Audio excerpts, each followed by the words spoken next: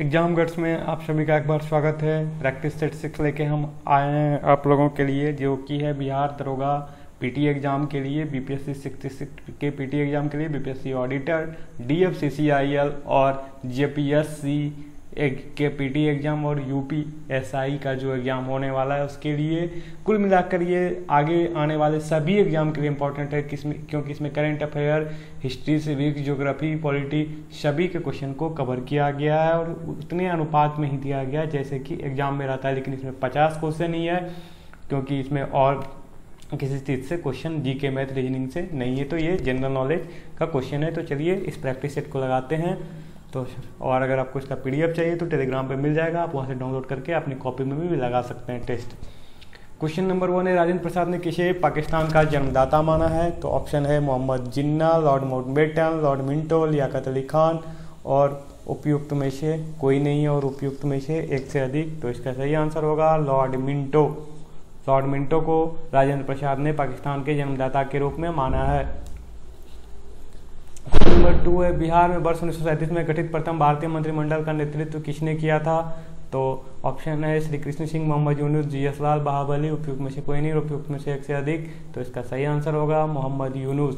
Question number 3 है, बिहार से भारतीय संविधान सभा के सदस्य कौन थे? एएन सिन्हा, राजेंद्र प्रसाद, जगजीवन राम, श्याम नंदन प्रसाद मिश्रा। तो इसका सही आंसर जो होगा उपयुक्त में से एक से अधिक, क्योंकि राजेंद्र प्रसाद भी थे प्रांतीय संविधान सभा के सदस्य, जगजीवन राम भी थे और आपको श्याम नंदन प्रसाद मिश्रा भी थे। तो ये तीनों हो जाएगा, इसलिए उपयुक्त में से एक से अधिक। बम्बई प्रेसिडेंसी एसोसिएशन की स्थापना किसने की? फिरोज शाह मेहता, केटी तेलंग, डब्ल्यू.सी. बनर्जी और तैयब जी। तो इसका सही आंसर होगा उपयुक्त में से एक से अधिक, क्योंकि चारों ऑप्शन सही है। फिरोज शाह मेहता भी थे बम्बई प्रेसिडेंसी एसोसिएशन की स्थापना में और केटी तेलंग भी थे शामिल, डब्ल्यू.सी. बनर्जी भी थे और तैयब जी भी थे। तैयब जी मतलब बदरुद्दीन तैयब जी। क्वेश्चन नंबर 5 है, बंगाल का विभाजन की घोषणा की गई थी कब? 19 जुलाई 1905, 7 अगस्त 1905, 15 अगस्त 1905 और 16 अक्टूबर 1905। तो इसका सही आंसर होगा 19 जुलाई 1905। 1905 में तो बंगाल विभाजन हुआ था, ये सबको याद रहता है, मंथ याद कर लीजिए, जुलाई, डेट अपने आप याद हो जाएगा। 1905 में से 5 आगे का हटा दीजिएगा तो 19 जुलाई 1905। इंपीरियल कैडेट कॉर्प्स की स्थापना किसने की थी? Lord Minto, lord Curzon, lord Lytton, lord Ripon. तो इसका सही आंसर हो जाएगा D, lord Curzon. Lord Curzon ने किया था imperial cadet corps. Question number 7 है, चोल काल किसके लिए प्रसिद्ध है? ग्राम पंचायत, राष्ट्रकूट राजवंश के साथ युद्ध, श्रीलंका के साथ व्यापार, तमिल संस्कृति की उन्नति। तो चोल काल ग्राम पंचायत के लिए जो है प्रसिद्ध है। क्वेश्चन नंबर 8 है, प्रसिद्ध चीनी यात्री फाहियान ने किसके शासनकाल में भारत की यात्रा की? चंद्रगुप्त प्रथम, चंद्रगुप्त द्वितीय, रामगुप्त, श्रीगुप्त। तो इसका सही आंसर हो जाएगा आपको चंद्रगुप्त द्वितीय। चंद्रगुप्त द्वितीय के शासनकाल में ही चीनी यात्री फाहियान ने यात्रा किया था भारत का। क्वेश्चन नंबर 9 है, मौर्य साम्राज्य का 7 वर्गों में विभाजन विशेष रूप से उल्लेख किया गया किसमें? तो कौटिल्य के अर्थशास्त्र में, अशोक के शिलालेख में, पुराणों में, मेगास्थनीज की पुस्तक इंडिका में। तो इसका सही आंसर होगा मेगास्थनीज की पुस्तक इंडिका में ही मौर्य साम्राज्य के 7 वर्गों में विभाजन का विशेष रूप से उल्लेख है। क्वेश्चन नंबर 10 है, दक्षिण भारत के मंदिरों के आकर्षक द्वार क्या कहलाते हैं? शिखर, गोपुरम, देवालय, मंडप। उपयुक्त में से कोई नहीं, उपयुक्त में से एक से अधिक। तो इसका सही आंसर होगा कहलाते हैं गोपुरम। क्वेश्चन नंबर 11 हुआ, प्रथम मुस्लिम शासक कौन था जिसने शासन के सिद्धांतों को राजाओं के स्वर या अधिकार सिद्धांत के समान प्रतिपादित किया था? ऐबक, इल्तुतमिश, बलबन, अलाउद्दीन। उपयुक्त में से कोई नहीं। तो इसका सही आंसर हो जाएगा बलबन। क्वेश्चन नंबर 12 है, विजयनगर साम्राज्य का अवशेष कहाँ मिलता है? बीजापुर, गोलकोंडा, हम्पी, बड़ौदा। तो इसका सही आंसर हो जाएगा हम्पी। क्वेश्चन नंबर 13 है, स्टेनलेस स्टील का एक मिश्र धातु है, लोहे निकेल का, लोहे क्रोमियम का, तांबे और क्रोमियम की, लोहे और जस्ते की। तो इसका सही आंसर हो जाएगा लोहे और क्रोमियम की। क्वेश्चन नंबर 14 है, निम्नलिखित में से सबसे भारी धातु है? सोना, चांदी, पारा, प्लेटिनम। उपयुक्त में से कोई नहीं। तो इसमें सही आंसर हो जाएगा ऑप्शन के अकॉर्डिंग प्लेटिनम। क्वेश्चन नंबर 15 है, ठोस से सीधे गैस में परिवर्तन को क्या कहते हैं? ऊर्ध्वपातन, संघनन, वाष्पन, उबलना। उपयुक्त में से कोई नहीं और एक से अधिक। तो देखिए, ठोस से सीधे गैस में बदलने को क्या कहते हैं? ऊर्ध्वपातन कहते हैं, जो कि कपूर और आयोडीन में ऐसा गुण पाया जाता है। वो ठोस अवस्था में रहते हैं, उनको जब हीट किया जाता है तो डायरेक्ट वो गैस अवस्था में बदल जाता है बिना लिक्विड अवस्था में गए। संघनन का होता है कि वो कोई भी जो है वाष्प अवस्था से गैस अवस्था से संघनित होकर वो जल अवस्था में बनता है, तो प्रोसेस को जो है संघनन कहा जाता है, वाष्पन होता है। कोई भी द्रव अवस्था से अगर वो गैस अवस्था में चला जाता है तो उसके प्रोसेस को वाष्पन कहा जाता है। क्वेश्चन नंबर 16 है, मानव तंत्र में इंसुलिन किसका उपापचय नियंत्रित करता है? वसा, कार्बोहाइड्रेट, प्रोटीन, न्यूक्लिक अम्ल, उपयुक्त में से कोई नहीं, तो इसका सही आंसर हो जाएगा कार्बोहाइड्रेट। क्वेश्चन नंबर 17, सिरके का रासायनिक नाम क्या है? मेथेनॉल, एथेनॉल, एसिटिक अम्ल, एथिल एसीटेट, तो इसका सही आंसर हो जाएगा एसिटिक अम्ल। क्वेश्चन नंबर 18, कार की बैटरी में प्रयुक्त होने वाला अम्ल है एसिटिक अम्ल, हाइड्रोक्लोरिक अम्ल, नाइट्रिक अम्ल, सल्फ्यूरिक अम्ल, तो इसका सही आंसर हो जाएगा सल्फ्यूरिक अम्ल।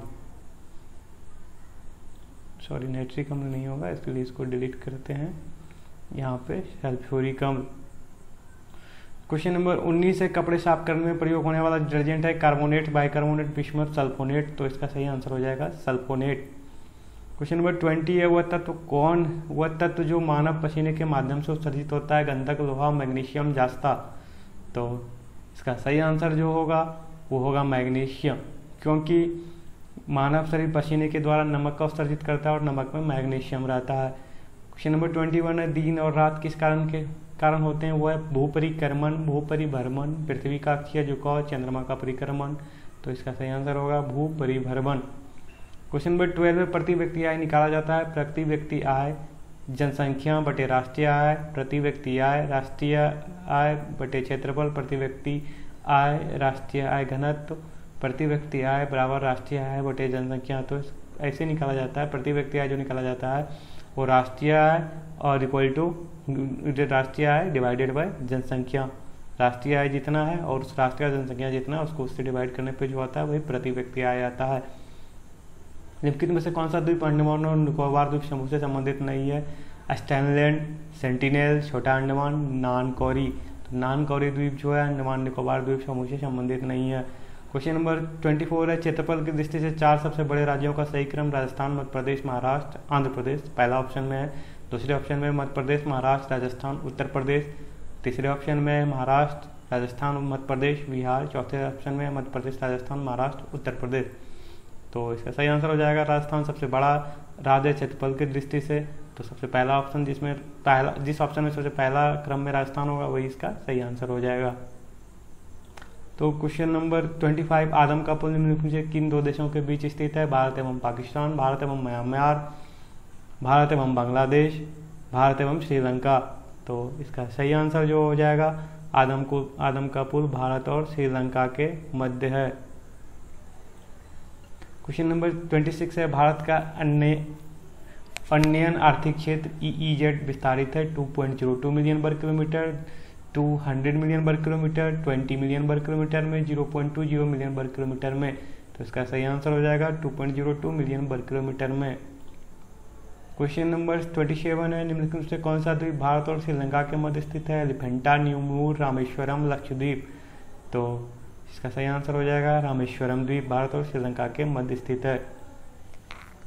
क्वेश्चन नंबर 28 है, किस नोबेल पुरस्कार विजेता रसायनज्ञ का निधन हो गया?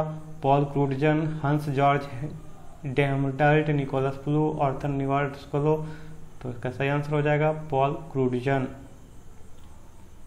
क्वेश्चन नंबर 29 है, BCCI ने हाल ही में किस भारतीय घरेलू क्रिकेट ट्रॉफी सीजन 2020 से 21 को रद्द कर दिया? Syed Mushtaq Ali trophy, senior women tournament, Ranji trophy, Vijay Hazare trophy, उपयुक्त में से कोई नहीं। तो देखिए इसमें लिखा क्या है घरेलू क्रिकेट ट्रॉफी, तो घरेलू क्रिकेट ट्रॉफी कौन सा होता है? रणजी ट्रॉफी। रणजी ट्रॉफी 2020 से 21 के सीजन को रद्द कर दिया गया है और ये रद्द जो किया गया है कोरोना को लेकर के ही किया गया।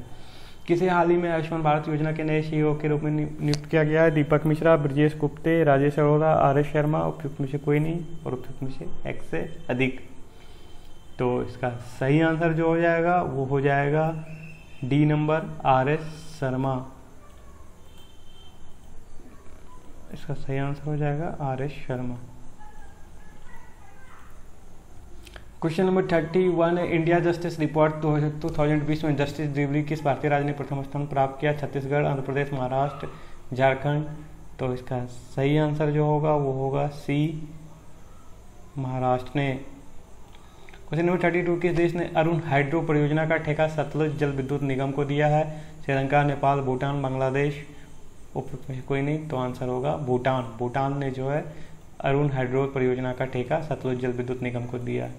क्वेश्चन नंबर 33 है, निम्नलिखित में से कौन सा कथन सत्य है? संयुक्त राज्य अमेरिका में सरकार की संघीय प्रणाली है, भारत में सरकार की संघीय और एकात्मक दोनों प्रकार की प्रणाली है, फ्रांस में सरकार की संघीय प्रणाली है, पाकिस्तान के प्रधानमंत्री नियुक्त वहाँ की जनता के द्वारा किया जाता है।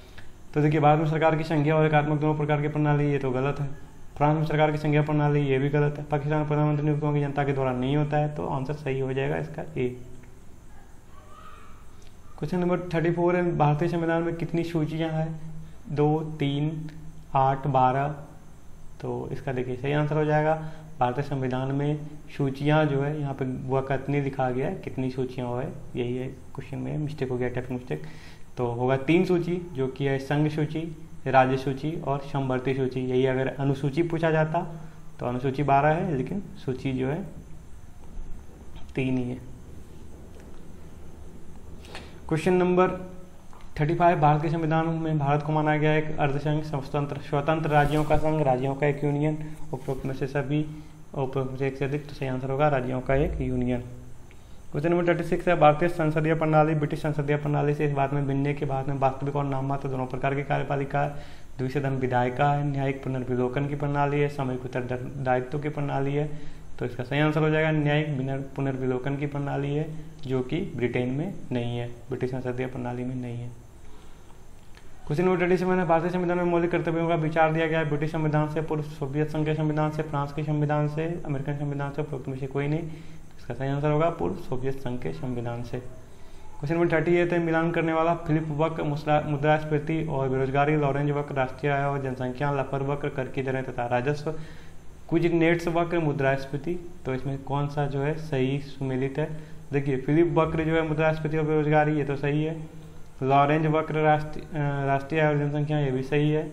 और लाफर वक्र कर की दरें तथा राजस्व, ये भी सही है, लेकिन चौथा गलत है। तो 1, 2, 3 इसका सही है, आंसर ये होगा।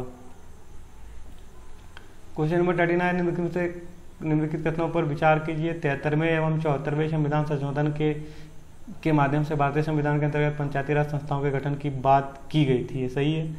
पंचायती चुनाव में भाग लेने वाले प्रत्याशियों की न्यूनतम योग्यता निर्धारित करने के लिए हरियाणा सरकार द्वारा वर्ष 2015 में पंचायती राज संशोधन अधिनियम पारित किया गया था, ये भी सही है। राजस्थान सरकार ने पंचायती राज चुनाव के निर्धारित शैक्षणिक मानदंड को समाप्त करने का निर्णय लिया है, ये भी सही है। तो 1, 2, 3 39 का जो है ऑप्शन, इसमें असत्य पूछ रहा है, तो असत्य कोई नहीं होगा, मतलब उपयुक्त में से कोई नहीं, सभी सही है।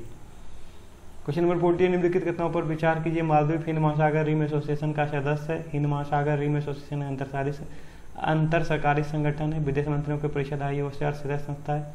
उपयुक्त में से कौन सा कथन सही है? तो इसमें जो है 1, 2, 3 सभी कथन सही है। क्वेश्चन नंबर 41 है, एंडोसल्फान के विषय में निम्नलिखित कथनों पर विचार किएगा। ऑर्गेनोक्लोनिक कीटनाशक इसके इस्तेमाल से लोगों बच्चों को पड़ने वाले शारीरिक मानसिक विकारों को देखते हुए केरल सरकार द्वारा 2001 में इसके इस्तेमाल पर रोक लगा दी गई थी। तो इसके बारे में जो है ना तो कौन सा कथन असत्य हो, असत्य नहीं, दोनों कथन सत्य, तो ना 1 और ना 2। क्वेश्चन नंबर 42, निम्नलिखित में से कौन सा कथन एंजल कर को स्पष्ट रूप में व्याख्यायित करता है? एंजल टैक्स ये एक प्रकार का आयकर है जिसके अंतर्गत गैर सारणीबद्ध कंपनियों द्वारा शेयरों के माध्यम से जुटाई गई आय पर जमा करना होता है। ये एक प्रकार का वित्तीय विनिमय कर है जो घरेलू स्टॉक एक्सचेंजों में हुए लेन देन पर लगाया जाता है। ये एक प्रकार का प्रत्यक्ष कर है जिसे गैर कृषिगत वस्तुओं पर लगाया जाता है।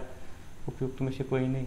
देखिए, एंजल टैक्स जो है ये एक प्रकार का कर है जिसके अंतर्गत गैर सारणीबद्ध कंपनियों द्वारा शेयरों के माध्यम से जुटाई गई आय पर जमा करना होता है। इसका ये सही आंसर हो जाएगा। वीडियो को आप पॉज करके देख लीजिएगा। क्वेश्चन नंबर 43 है, निम्नलिखित कथनों पर विचार कीजिए। वर्ष 2022 तक किसान की आय दोगुना करने के उद्देश्य से सरकार द्वारा कृषि निर्यात नीति 2018 प्रस्तुत की गई। क्वेश्चन नंबर 2 है, विदेशी बाजारों में निर्यात के अवसरों का लाभ प्राप्त करने के लिए कृषिगत स्टार्टअप फंड का निर्माण किया गया। उपयोग में से कौन सा कथन सत्य असत्य है? केवल 1, केवल 2, 1 और 2 दोनों, ना तो 1 और ना ही 2। तो इसका जो सही आंसर होगा असत्य कथन छांटना है, तो इसका सही आंसर जो हो जाएगा वो बी हो जाएगा, केवल 2 असत्य है, बाद बाकी सब सही है। विदेशी बाजारों में निर्यात के अवसर का लाभ प्राप्त करने के लिए कृषि स्टार्टअप फंड का निर्माण नहीं किया गया। में से किसमें सुधार होने पर भारत कूट को यूएनडीपी द्वारा निर्मित मानव विकास सूचकांक में अपर स्थान मिलेगा। शुद्ध पेयजल की उपलब्धता, किसानों को अधिक शाख, अधिक बच्चों का स्कूल जाना, अधिक पढ़ों का साक्षर होना। तो इसका 1, 3 और 4 सही होगा।